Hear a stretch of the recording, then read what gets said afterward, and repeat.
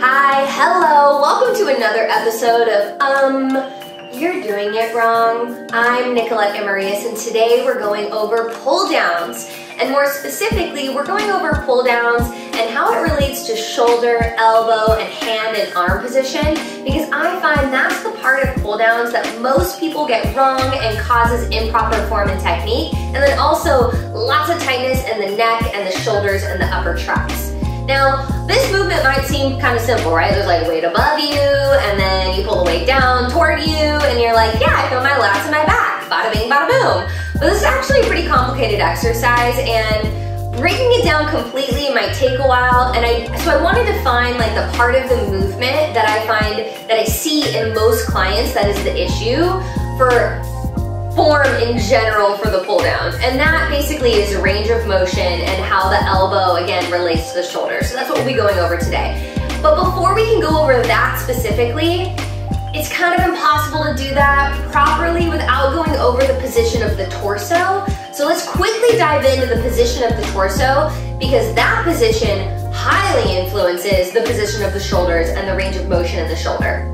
Okay, so no matter what type of pull down you're doing and what position your lower body is in, whether it's kneeling, half kneeling, seated, doesn't matter. I want you to think about how you're always going to tuck in the hips.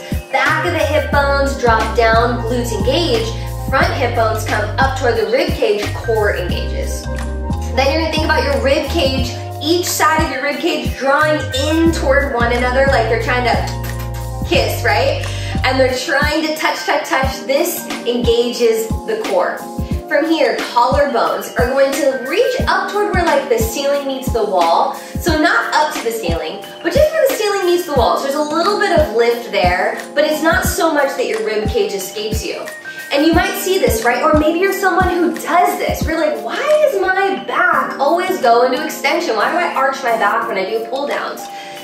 That's usually because there's a limited range of motion in the shoulder and limited stability there. So what's happening is your spine's going into extension so that you can get a farther range of motion, when really, I don't really care how far down you pull. I care about your lats engaging and your core engaging. So I'd rather you be more drawn in here and then not pull down as far. So that's what we're going over today is, okay, what's your range of motion when you've kind of engaged everything we just went over?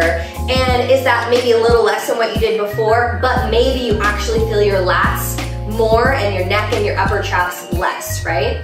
So before we get into the movement, you'll want to tuck in, draw in, lift the collarbones, and then let's go over that range of motion. And join me now if you're able to. Stand up and kind of go through this with me. That's gonna help. So at the top of your pull down, I'm gonna keep one arm here on my core because it just helps me concentrate. You can do that too.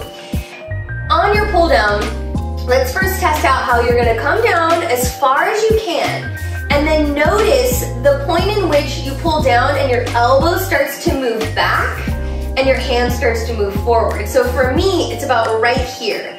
This is as far as I can go, keeping my elbow, my wrist, and my hand, my palm, in one straight line stacked on top of each other. I'm going to stop as soon as my elbow starts to drift back. Because guess what? When the elbow drifts back, the shoulder comes forward, the upper traps start to fire up, the head comes forward, the neck starts to fire up, and that's usually where you start to see like that, feel that discomfort and see improper form. So as the hand comes down, aim the elbow toward the floor, not toward your side, right? We've heard this a lot, aim the elbows to your sides. Try and aim the elbow actually to the floor, like there's a magnet on your elbow and the floor and they're drawing toward one another. And then stop that pull. As soon as you feel like your elbow starts to move back, pull the elbow in, almost like you're trying to pull your elbows forward. When your elbows come forward, your shoulders will open up and your chest will lift. That's what we want. We want you to be in this position, not in this position at the bottom of the movement. So I'm gonna hop on tonal, show you a couple weighted as we go through each of those elements, and then we're done. That's pretty much it. You're thinking about limiting that range of motion, and that small detail, I swear, is gonna be a game changer. So as I sit down, we'll start with the hips, right? I'm tucking in, front hip bones toward my rib cage, my glutes are engaged. My rib cage draws in toward one another. Remember, kissing one another there. And then shoulders down, collarbones lifted, but the collarbones lifting does not let my rib cage pop out and escape me. I'm doing a pronated version today, but this does not matter what hand variation you have. You could be neutral, you could be supinated, pronated, single arm, doesn't matter. Okay, so I'm set up here. I'm gonna turn my weight on. Woo, baby, here we go. So elbows are gonna draw down toward the floor, not toward your sides. I'm stopping. As soon as I get to a point where I feel like I cannot keep my elbows underneath my wrists without my wrists coming forward and my elbows coming back. So that's good form with these. Now I'm gonna show you one that I see a lot with clients. And this would be here. Elbows coming back, shoulders coming forward, wrists bending. That means I pulled too far. I pulled too far. So I want you to pull down, stop right before that happens. And you can even see right now, like I'm shaking a ton because I'm thinking about my lats, and my lats are really never getting a break.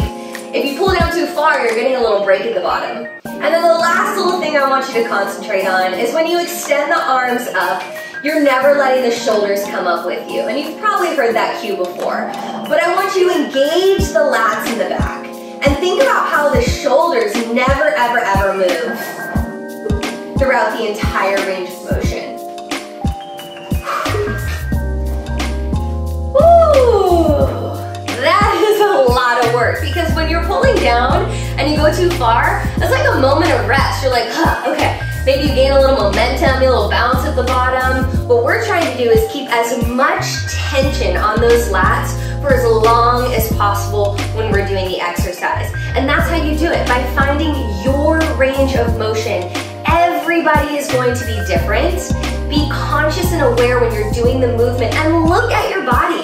Make sure that each arm is doing what it should be. Elbows stacked underneath the wrist, stacked underneath the palm. That was the pull down form and technique, and this is, you're doing it wrong. I'm Nicolette Amarillas. Thank you so much for watching. If you have questions, feel free to message me or simply comment on the video. I'll see y'all soon.